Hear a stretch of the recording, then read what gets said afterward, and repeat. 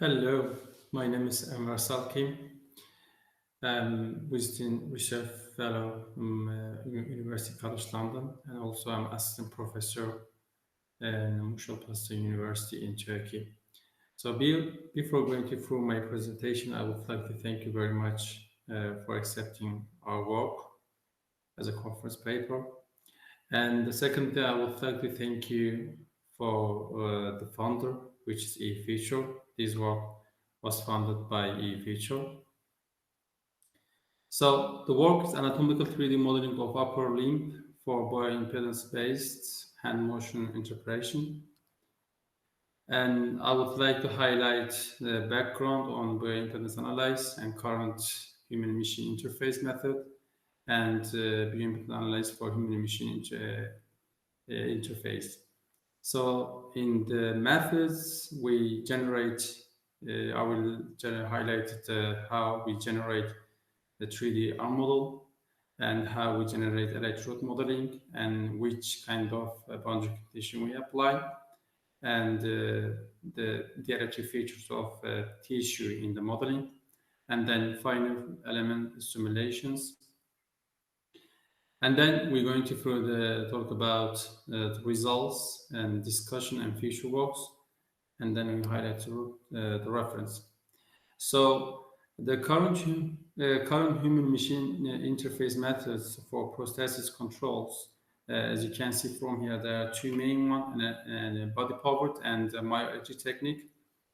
So before going through this disorder, upper limb loss, is significantly affect individual socioeconomic life because over than 3 million people suffer from this disorder, and also it's expected to be doubled by 2015.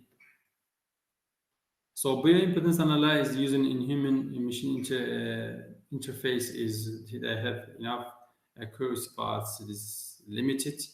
So the gist of this bio-impedance analysis is, as you can see from here, they apply in different electrodes and then accordingly record the electric potential distribution.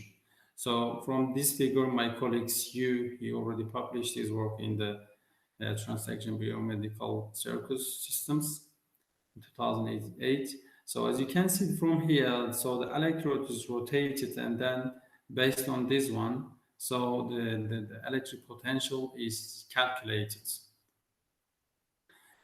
So in this aim of this study is developing 3D upper arm model to investigate the electrode, different electrode arrangements effect on the electric potential on the muscle, on the target muscle. So this may be lead to further implementation of the bio-impedance analysis strategy, especially for electrodes.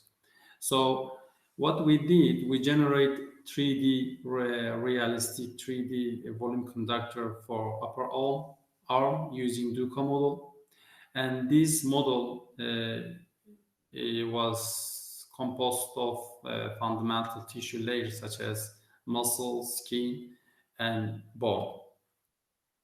So in this study, we generated two different electrode models, as you can see from here. So this is model one. So we just a bit shifted about the upper arm.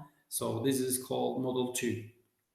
So the electric is injected in the pink one and then return from the blue one for each model.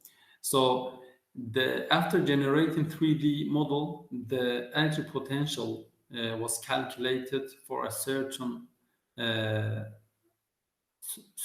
muscle length, which is 25 centimeter, and then we did find the element simulation and calculate the electric potential variation for these two models, which is going to be detailed as follows.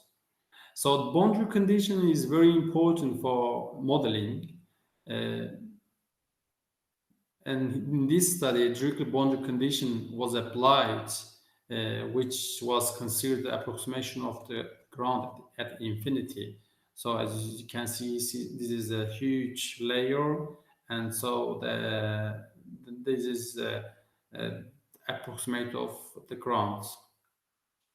So we applied 10 microsecond current pulse and anode from one side and a cathodic from the another side. As you can see from here, this is finite element model of the arm, and then we get results accordingly. So one of the most important parts of the modeling is the anatomy electric features, which here we used based on 50 kilohertz for skin, muscle, and bone. And of course, the sphere is considered to be a ground, so the conductivity is, as you can see, is very low. So each layer was defined, and each layer's features, conductivity and relative permittivity, were attained in console to do simulations. So the finite element simulation was carried on based on transient approximation of Maxwell equation. As you can see, these equations, so we just attained the conductivity and the relative permittivity, and the rest of them, it was solved by console multiphysics. So the mass size is very important to get accurate results. The mass size, that's why, was refined until no significant change in the electric potential. Each tissue layer, let me move this one. Each tissue layer electric characteristics, as was shown in the figure table 1, were assigned to perform electric potential for each model. Somehow it's frozen. Yes. So for two model 1 and model 2, the electric potential distribution versus master length was shown in figure 4. So the results show that the electric potential variation was proportional with the current level. In this study, we applied 1 to 3 milliamp. So 1 milliamp, 2 milliamp, and 3 milliamp, as you can see from here. So it was proportional with the current level, which is expected. And in this electric potential variation for the model 1 was relatively higher when compared to model 2. And this is, we believe, because of the variation of the anatomical layers. So some tissues, they are thick, and some tissues, they are thin. So the electric potentials, so the electric current penetrates easily or difficult. So these affect electric potential distribution along the muscle. So in this study, transient finite elements analysis were developed and applied to simulate electric potential on the current on the muscle length. The potential electric distribution for two different electrodes was calculated, and the results showed that electric placement along the upper arm was vital based on electric potential distribution along the selected muscle length. This may be related to anatomical layer statical distributions, as we already discussed, like the skin could be thin from here and thick from that side. So that's why the electric potential variation is different for two model. So with further optimization, the features of electrodes can be optimized, can be designed based on modeling efficiently, because in the experimental maybe it's not feasible, but in the modeling we can use different features of electrodes, such as different gap and different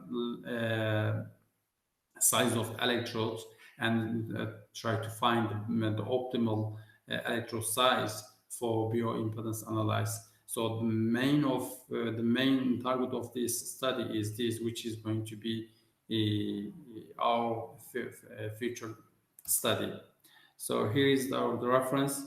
So I will thank you very much for listening us, and thank you very much for your time. So I would just go through the poster again. So here is the poster as the font is. So I'm going to make it bigger. Yeah. So as we already discussed, this upper limb loss is significantly affect people's life.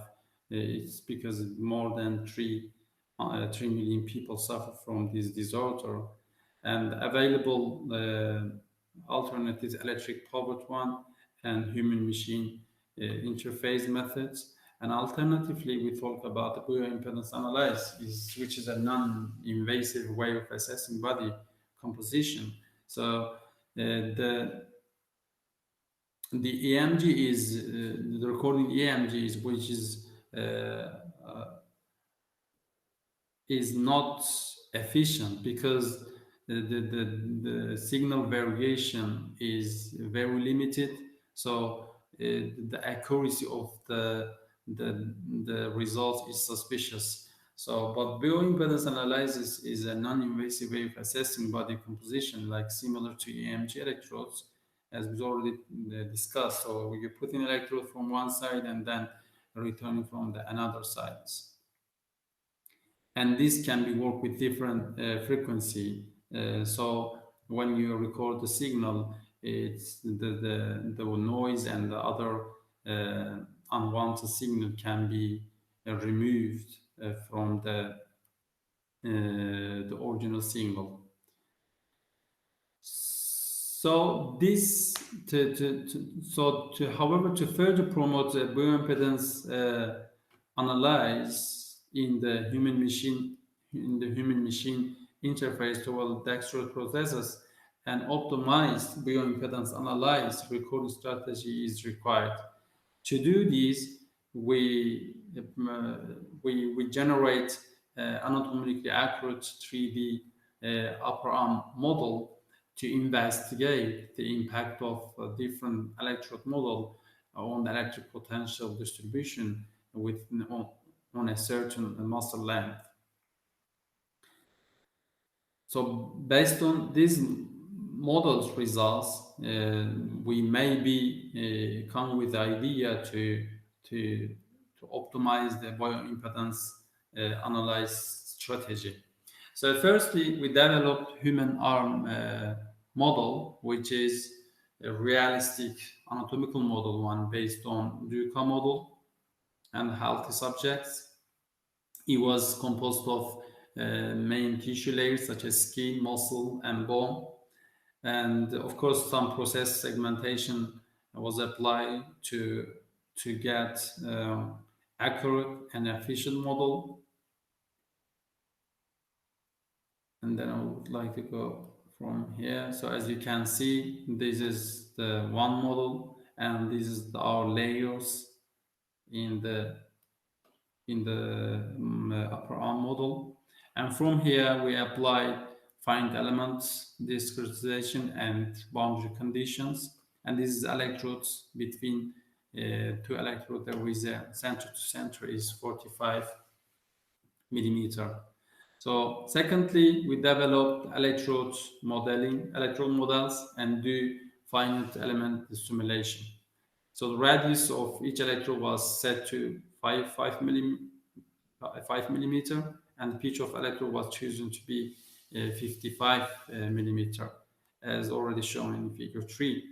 So two different electrode arrangements were designed, as is going to be shown in figure 4 from here. So this is model 1 and this is model 2. And Yeah, and from 1 milliamp to 3 milliamp current were injected one based on 10 microseconds, and current set from injected from the one electrode and received from the another electron, and the square wave current pulse with a 10 microsecond and with different current level were applied. And based on this one, the Maxwell equation was used to do transient finite element simulations. So as you can see, we use this equation to do simulations, and this is our model 1 and model 2, and then the electric potential was calculated for a certain length of the muscle, and this is showed the electric potential within our model. And results, the results show that electric potential variation was proportional with the current level, and the electric potential along the muscle length was relatively higher for model 1 when compared to model 2, and this is, we believe, is because of the thickness of the layers varies from each other. And the main goal of this study was identify the active potential is vary with different electrode arrangements, which we already showed. So this is proof of concept. With a further study, we can design an optimal electrode arrangement for bio-impedance analysis using finite element model, which is relatively very efficient and feasible when compared to experimental tests. So I'd like to thank you very much for listening and for your time. And again, we'd like to thank you very much for accepting our work for publication. Thank you very much.